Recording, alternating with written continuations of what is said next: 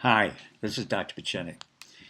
As expected, General Mattis is leaving, and he's leaving on his terms. He felt that the president didn't really understand the notion of coalitions and the importance of NATO forces, and therefore he had the right to leave.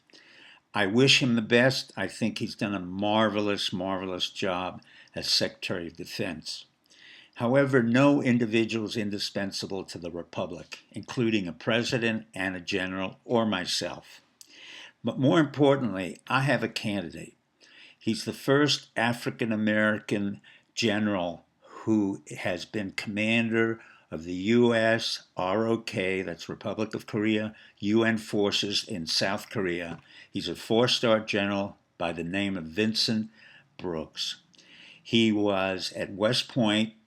He was the first captain of West Point cadets. He was an incredible commander in Kosovo, in Afghanistan, and Iraq. He was part of the war on terror and knows the CIA very well, the State Department. He's worked with Pompeo, who also went to West Point.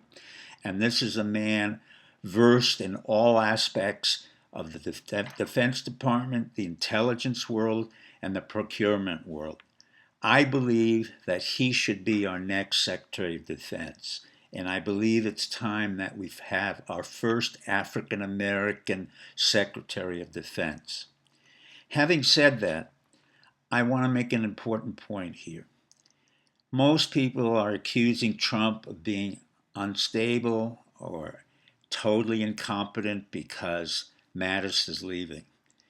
Mattis has done a formidable job, as I've said to you, and so has John Kelly and many others who are unidentified.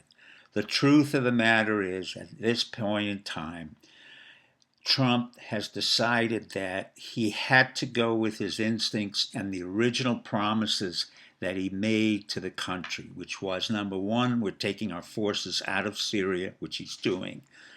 Number two, he said the war in Afghanistan is a wasted war. We have no reason to be there, and I agreed. And so he's pulling out 7,000 troops from there. He's saving us billions and billions of dollars. But more importantly, he's saving the lives of American warriors.